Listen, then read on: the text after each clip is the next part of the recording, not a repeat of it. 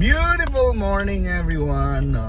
So say it's our April 2 na man. We don't have a drive on April 1 because it's 1 ba?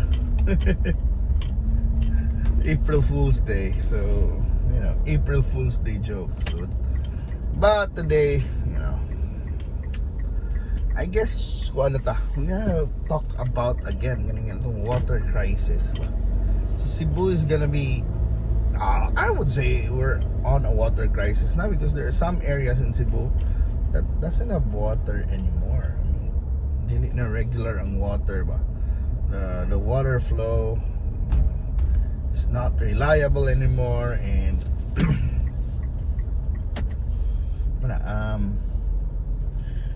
and I guess nag-exacerbate pa yun na kanang sa management sa MCWD has been like, I don't know, politicized or something like that. Na marabag para na ako, or marabag they shouldn't be.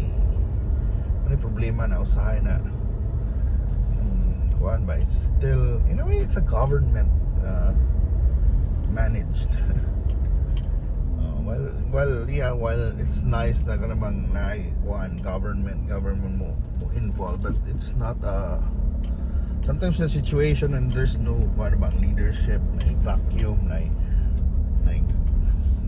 issues lisod kaayo. Sabi ako yung tarong sa atong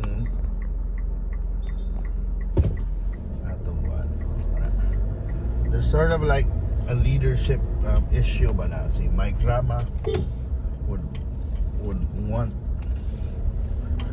want his guys to manage the MCWD. Dayon ang the ones who used to be with him are like Dalos are also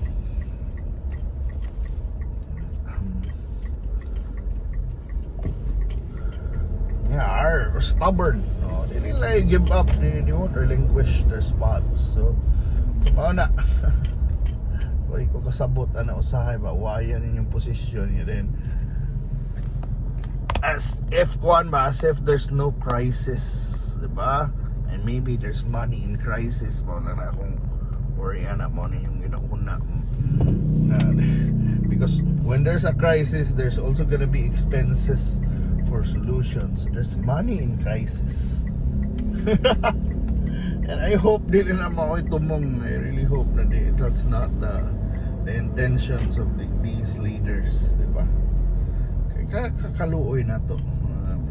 It's a water crisis. It's something na sometimes parang ako worse than energy, because sometimes kung brown out ka, you find ways na may generator, diba?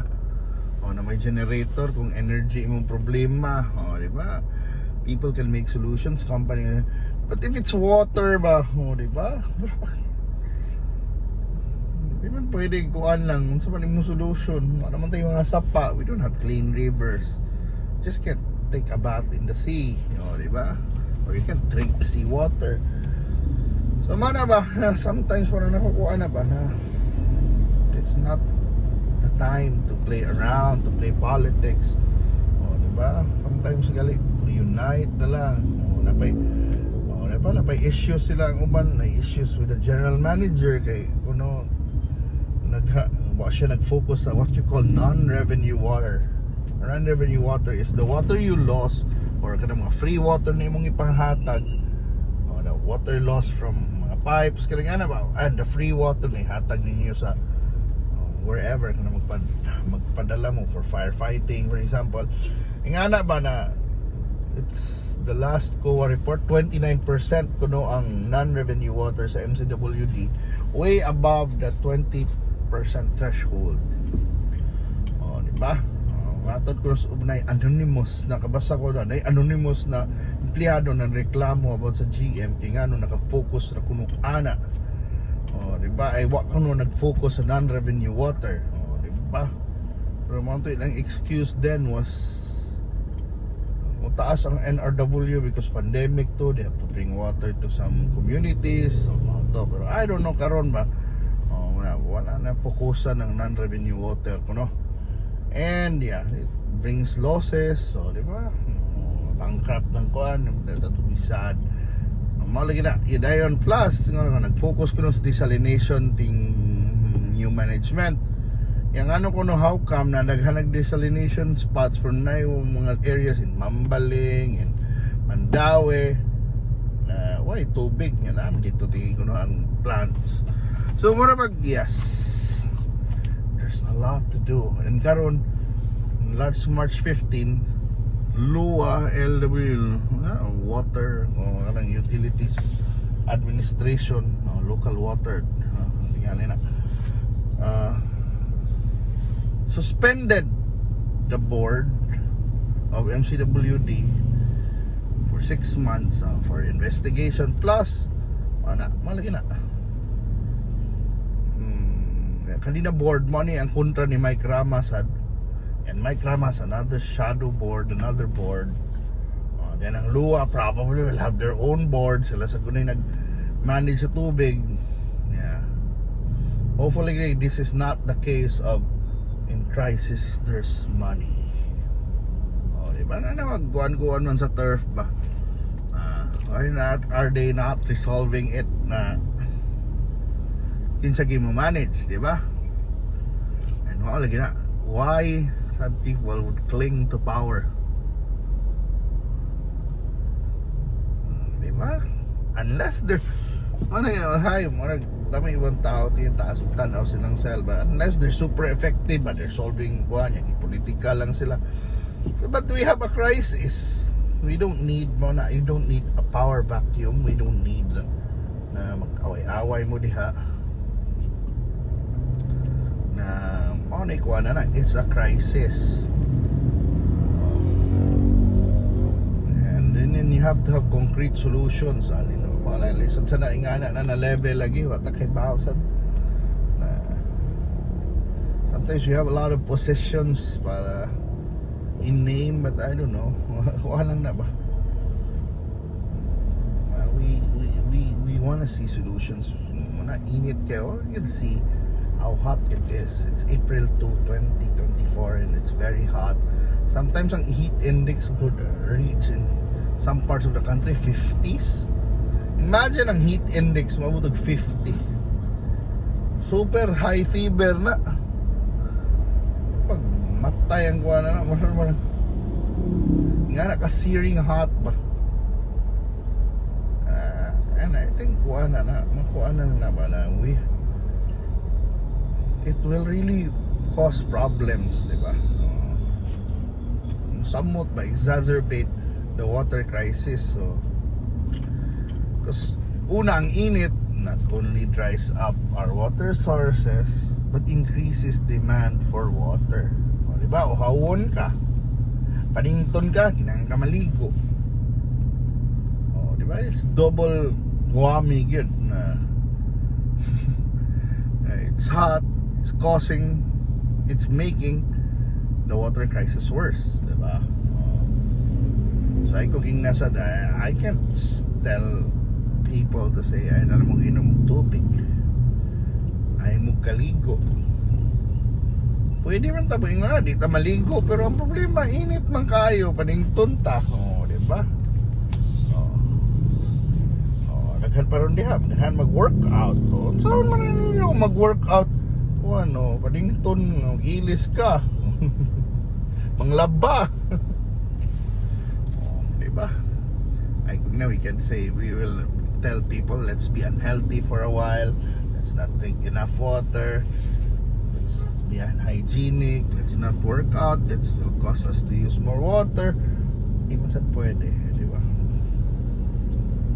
So what's the solution? Mana ang sakto man sad na invested in water desalination, because I mean nang desalination plants na kanang seawater imuong tubig. Yeah, maybe that will solve mga panligo, di ba? But lagi ningon to mga tao na they invested in those plants but they don't see any improvement. Diba? Marabag didn't hold the suppliers o katong mga nag-construct accountable. Diba? Marabag why urgency? ano na may mga delays o roon sa kaniyang mga, di ba man yung point usahay ba, kasi problema sa gobyerno when we go to bidding and bidding, we don't know, maybe the winner would be unqualified. there's a chance pag there's an odds could be people, there will be unqualified people winning biddings for important projects. So di ba, that would be sad. That's sad actually. Ingana ang system ba, it's really a system that won't reward quality. Kuan ang i-reward nila, kuan lang. I-reward nila is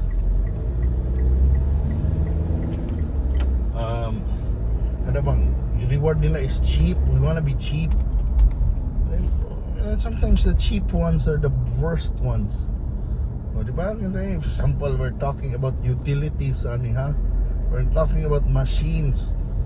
Di ba? That could break down. Nga na ba? Sometimes, pag yun, anong problema sa bidding, you're paying for